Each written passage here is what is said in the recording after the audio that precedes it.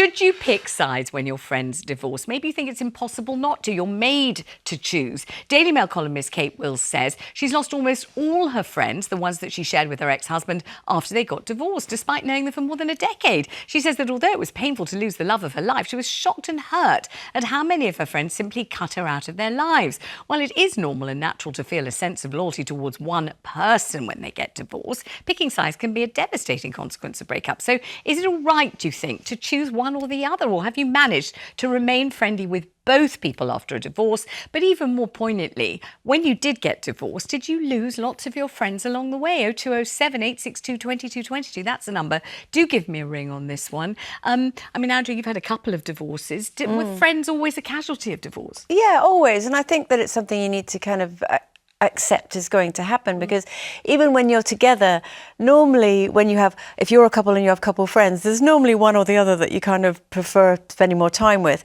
and you have to accept that that will happen with you as well. And it can be kind of disappointing when you find out that you're not the one that they prefer to spend time with. But it does happen, and it is a kind of casualty of war, if you like. But on the flip side of that, now I have friends that are going through divorce. That my husband and I have friends that at the moment that are going through it, and we're in touch with both of them, and we love both of them equally. It got to a point where the marriage wasn't working anymore, and we just want to make sure that they're both okay. But obviously it's not always as simple as that. No. And sometimes you do feel a certain amount of loyalty to one side or the other. I remember a couple of things happened when I got divorced, and one was that I was just really trying to just keep myself and the girls kind of on an even keel, because it was an almighty shock, which I had not seen coming at all. It was completely derailing. And my now ex-husband, I think I can say this, and it's definitely what happened, was kind of consciously wooing the friends. So I was just trying to exist and keep my girls calm. But he was wooing them, and he was, let me take your advice, this kind of thing. And by the time I sort of came to, it was only a few days later, and kind of looked round to kind of phone the friends who were my lifelong friends, I thought, he had kind of laid siege to many of them. And I'm still very upset by that, actually, all these years later, because I miss them. They were my friends. I'd grown up with them, etc. And I think you have to be really well aware of that. The other thing I think happened was, lots of people are suspicious of suddenly single women. They seem to think that you'll make a play for their husbands. They don't seem to realise that you've just had your heart crushed into a million pieces, and you know how awfully painful it is, and you wouldn't dream of inflicting that on them in a million years. And suddenly they view you with this suspicion, and you're not really invited over anymore. And it's a horrible feeling. That was the thing. I found that a lot when I got divorced and when I separated from my husband. I found that the dinner parties that we used to have and host quite regularly completely abruptly stopped. And whilst I think it's inevitable and natural and only normal that one will take not the side of per se, because you want people to be there, like you and your husband at the moment, for people that are going through divorce. You will want to support them both, because you don't know if they're going to get back together, you don't know what's going to happen in the future, but ultimately it will happen, and you do, for one reason or another, you do get on with people, some people more than others, and that's life. And unless you thoroughly disapproved of that, their behaviour. Exactly. Or their behaviour which led to the divorce or breakup. True, yes. But I think you're right, it's inevitable, isn't it? You will choose sides when a couple who you're friends with breaks up. You may be naturally drawn to one more than other. That friendship may have pre-existed the relationship as well, so inevitably that means you're going to stay friends with them. And I think what's tricky is if you try and stay friends with both and then you find it's starting to upset one another, and then you act almost as a go-between and almost like a spy. But I still think that men really win out in this one, because I think lots of people like to have a spare man at a dinner party. They like to have a man, to kind of include socially, and they think women somehow are predators and will kind of home in on their own husbands. And I think they kind of, let's talk to Kate, because we've got Kate Wills herself. Now, she's the person who wrote this article, which is in the Mail today. Hi, Kate. So nice to have you on the programme. So you've been rather shocked and very hurt by this. You didn't expect it.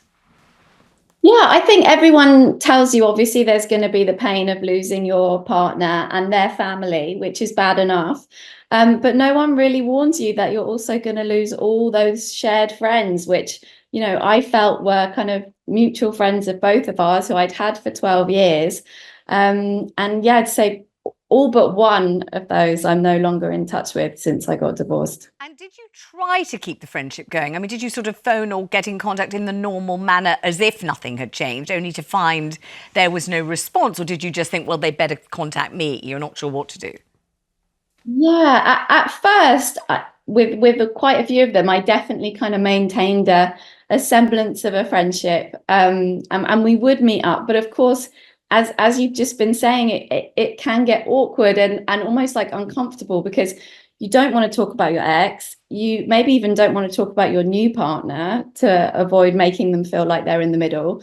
And those are kind of huge things that you're going through at that time. So that's like a really big part of your life that you feel like you can't really discuss with them.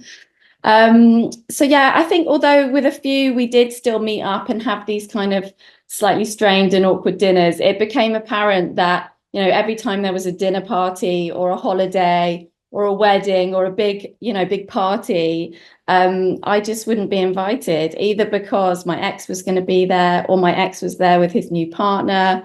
And gradually all those friendships just fell away. Would you have liked to be invited? Would you have accepted an invitation if your ex was there with his new partner? Would you have felt that you could enjoy a wedding or function with your ex dancing away with his new partner right there in front of you? Would you have been able to enjoy it?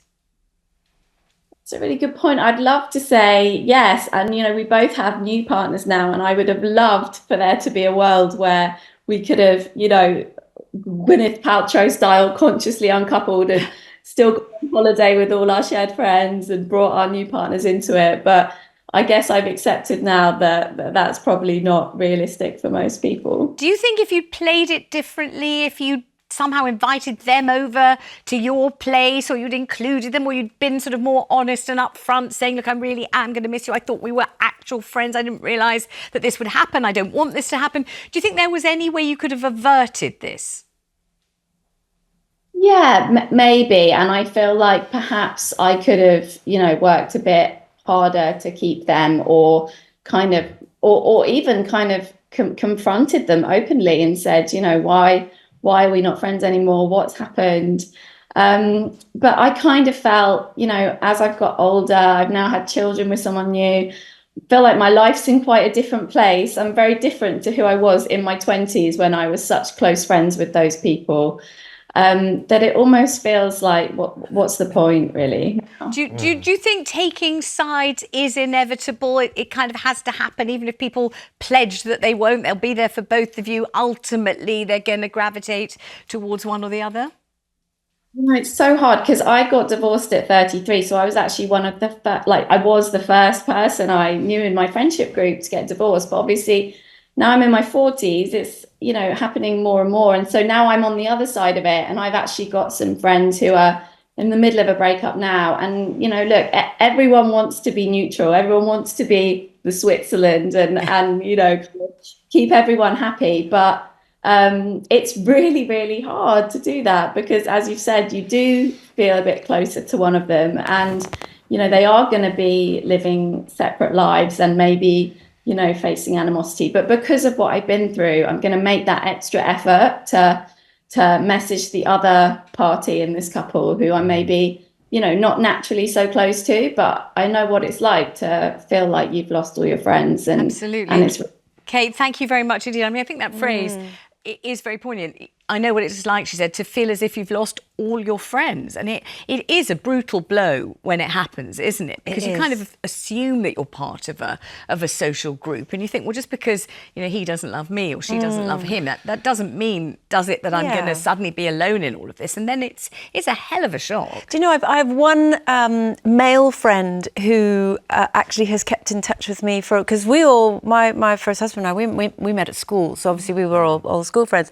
And actually there's one of them in particular that we have stayed friends all the way through, and he's friends with both sides, and he will happily come and see both of us separately and this kind of thing, and it's never caused an issue. And I've always really appreciated that he kept in touch with both of us, and he did manage to stay Switzerland. Good. As Kate said, that information that you share with them could then be weaponized by, you know, your ex if they choose to pick up on that. And they've all got access to our lives now through Instagram and social media, so they can all see what we're doing anyway. So did you ever feel like you were restricted in what you could tell him in case it got back to the ex? No, because we were very jolly friends. We were always speaking about 100 other things and not that. Well, that's great. So it was just, That and trust still is is. Yeah, it's still just lots of fun. And everybody's moved on and everybody's good. So, no, it's and fine. what do you think? I mean, do you think there's any way of navigating it so you don't end up sort of on the outside looking in, feeling like the little match girl? It comes down to people's personalities as well. If you are gregarious and if you are,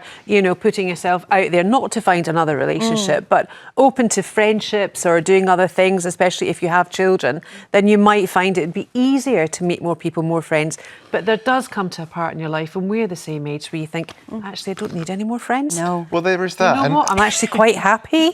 And if you want to go and do what you want. But if they're not investing in you, if they've dropped you like a hot brick, then don't bother picking them up. Yeah. Move on. Yeah. You know, if they're not into your friendship, they don't want your friendship, why should you scrabble around trying to chase theirs? Move on. You know? Jog on. I just think Exactly. that sometimes people really underplay the pain of Yes. being dumped by friends. Yes. Because it can, I mean, I don't want to exaggerate, but it really can be incredibly hurtful, especially when you feel you've shared all the big stuff in But your there's life. that phrase, isn't there? You'll know who your true friends Yes, are. true, And isn't it? it's moments like that when those moments come forward and you can identify exactly who really cares about you, and those are the relationships you Yes. should invest in. Simple as that. I think you're right, but I think it's part of the sort of divorce package Yeah. that isn't often emphasised, is it? Someone who ended up becoming one of my best friends throughout all of that was in that friendship group. We ended up both getting divorced from two of the boys, men, whichever. But we stayed friends. Yeah. And we were the partners of, if you like, and only met through there. And we're still friends. But we do not talk about that. Not because, you know, we don't want to. It was so long ago. You know, our lives are so totally different now, and it's our personalities that have kept us as friends because we make each other laugh like drains. Is that a saying? Laugh like drains? Yeah. because we Excellent laugh. attributed Yeah. a friend. Yeah. But what about the extraordinary thing that sometimes happens, which is the friends who were most definitely in the other camp, so like the people he was at university with, or he was at school with, or they lived next door to his mother, or whatever it is, and you think, well, I'll never see them again. And then lo and behold, they're the loyalist ones of all. Yeah. And they're there, and you think, well, you weren't ever really my friend. You were his friend. I'm so worried about that because I'm 16 years into my current relationship, and thankfully it's going brilliantly. But if we were ever to break up, I know that all my friends would gravitate to him because he's so much more likable. Give over. We don't think that's true. We're not prepared to put up with that. Very modest, but untrue.